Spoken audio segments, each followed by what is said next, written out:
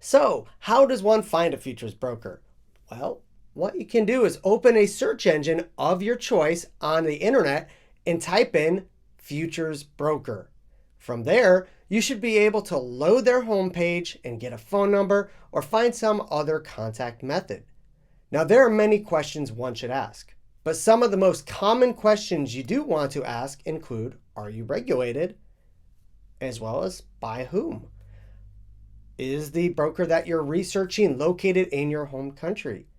Because you do have to realize that if you do choose a broker that is located outside of your home country, you do give up some of the basic rights of a citizen. You do have rights as a citizen where you live.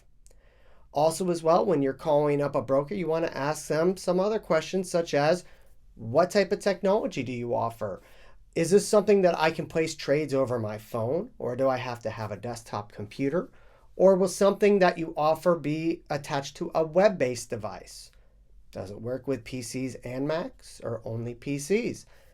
Does the broker have a demo account, which is something like fake money for you to practice on before you do open an account? Do you charge for the data feed? And if you do charge for data feed, how much does it cost per month? What are your commissions when you place a trade from the broker? Also, as well, because they are going to be handling all the compliance side, they may charge you a commission or some extra fees for every single trade that you enter into. So you want to also ask about round trip fees.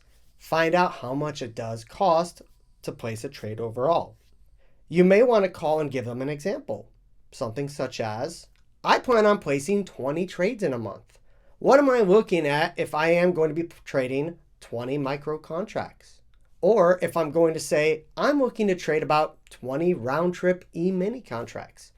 What does that look like? How much is that going to cost me? These questions are very important. So again, some of the big questions are they regulated? Which country do they reside in? Are they in your home country? What technologies do they offer? You might want to get a feel for how their customer service treats you as an individual. For example, what happens if you call in and say, hey, my power's out right now. I'm in a position. How do I get out of this position? See how quickly they respond to your questions and your concerns and see if they will be able to help you out with that. So now comes the next thing. What does a broker do? What is a broker going to allow you to do as an individual?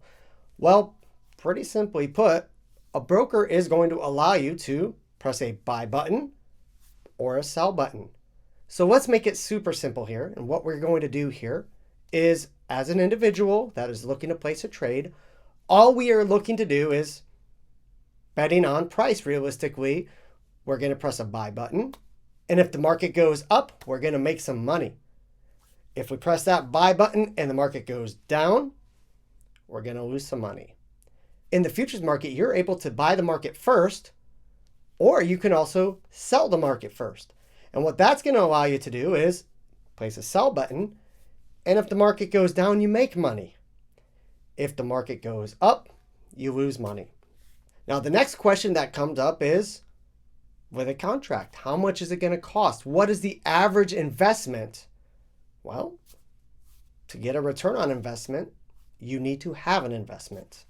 So depending on the broker, the cost of the investment to make the investment can be anywhere from $50 US all the way up to several $1,000s US for one single contract.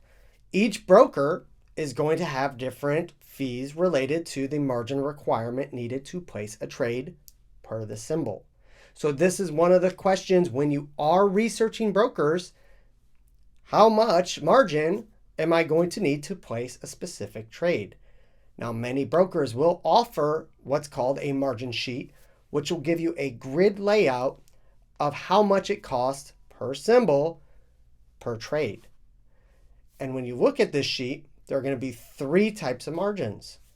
Intraday margin, which is also called day trading margin, initial margin, and maintenance margin.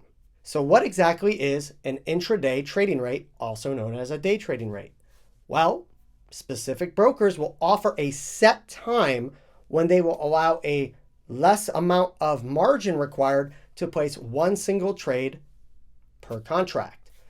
So, for example, on this sheet, you can see that one contract for the MES, which is the micro S&P, is $50 US for intraday trading hours. This broker offers a rate that is a little bit less of margin requirement needed to place one trade on the micro S&P 500. So each broker may have different rates for different symbols. The thing to note is what times do the brokers offer these intraday rates. Some brokers may have a very large window relating to intraday hours. For example, some brokers may offer times from 6 o'clock p.m. Eastern Standard Time to 4:45 p.m. Eastern Standard Time the next day as a intraday hour window. Some may have less, like 8 o'clock in the morning Eastern Time to 4 o'clock p.m. Eastern Standard Time, same day. When you are researching your brokers, you do want to contact the brokers and ask them what times do you have your intraday hours, or do you even offer intraday hours? The next margin requirement will be initial margin.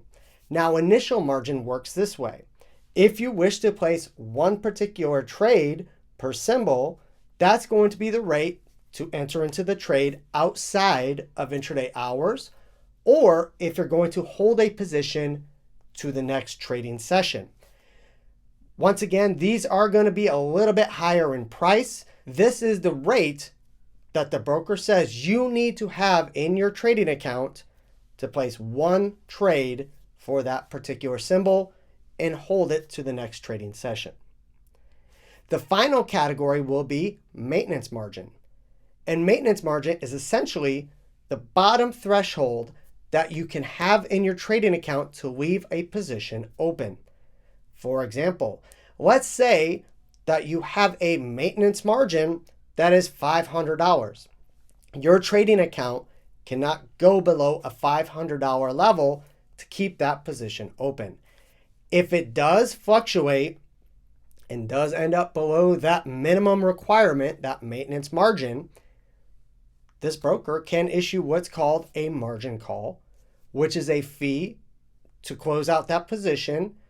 You will exit the position with a loss, and typically they will assess an external fee because they had to manually exit out of that position for you.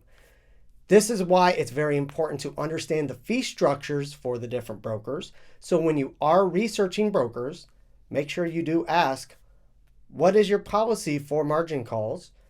What's your rate for margin calls? And how do you process the margin calls?